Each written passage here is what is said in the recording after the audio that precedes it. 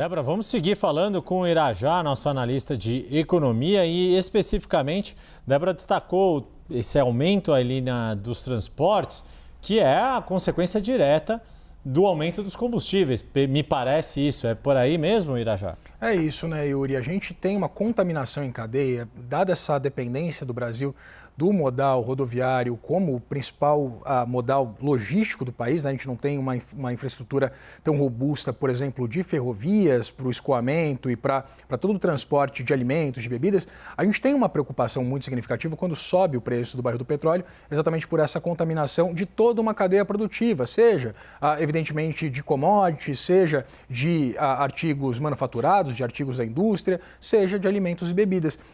É bastante relevante essa contaminação, ela já está presente nesses dados trazidos pelo IBGE hoje, porque essa representação tanto de combustíveis quanto a participação de combustíveis e alimentos e bebidas representa 76% do IPCA de março, já contaminado, portanto, pelo incremento, como eu disse anteriormente, desse valor do barril do petróleo saltando de 70 para 100, inclusive superando $110 o barril. O relevante é a gente observar o que vai fazer o Banco Central. O Comitê de Política Monetária se reúne novamente no dia 29 de abril, final do ano. A gente acompanhou na reunião de janeiro, a posteriori da reunião de janeiro, Gabriel Galípolo e o Comitê de Política Monetária sinalizando um início de um ciclo de corte de juros. O mercado contratou esse início de um ciclo de cortes, né? Dependendo da casa de análise, ainda prevê-se uma taxa Selic entre 12% a 12,5% ao final de 2026. Agora, o mercado está atento exatamente para como vão se dar esses cortes. O Banco Central teria espaço para promover mais um corte de 0,25 ponto na reunião agora do final de abril?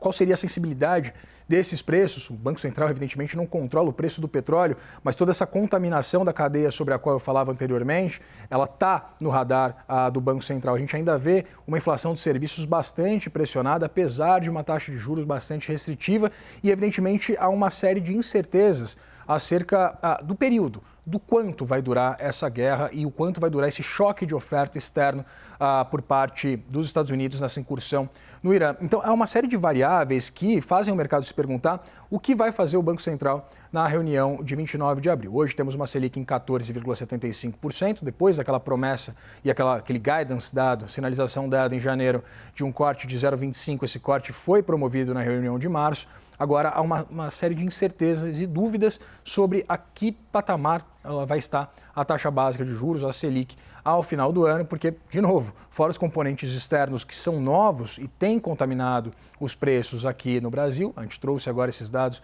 do IPCA de março, a gente tem ainda o componente eleitoral que promete mexer com todas as classes de ativos, estatais, bancos e toda aquela discussão que a gente, inclusive, já estava travando anteriormente sobre o cenário fiscal do país, que segue bastante debilitado. O Banco Central tem exatamente essa percepção e vem se mostrando bastante cauteloso e conservador na condução da política monetária, né? Gabriel Galípolo tem sido bastante enfático, inclusive, sobre essa busca incessante pelo centro da meta de 3%. O mercado vem, inclusive, sinalizando que, por causa também do conflito no Oriente Médio, as perspectivas para o IPCA terminal em 2026 seguem elevadas, muito acima do teto da meta, inclusive, de 4,5%. Né? O Banco Central persegue 3%, mas tem esse intervalo de tolerância de 1,5 ponto para cima ou para baixo, para considerar-se que cumpriu a meta de inflação. Então, há um componente de bastante incerteza, porque apesar de não controlar, evidentemente, o preço do barril do petróleo, a gente vê essa contaminação dos preços em toda a cadeia produtiva e o Banco Central, que vem mostrando-se bastante conservador, está bastante atento a isso. A gente tem uma interpretação por parte do mercado de que uma Selic, mesmo, né, patamares abaixo desse que a gente acompanha hoje, ela seguiria bastante elevada, né, com essa leitura de que a gente terminaria 2026 ainda com uma Selic de 2 dígitos, então que seria suficiente até por essa postura bastante conservadora do Banco Central de levar a Selic a 15%. Gabriel Galípolo, inclusive, já disse que o Banco Central e o Brasil estariam bem posicionados, inclusive, para resistir a esse choque de oferta bastante significativo que a gente acompanha por causa da guerra no Oriente Médio. Irajá, não quero uma previsão para a inflação do mês de abril, tá? Até porque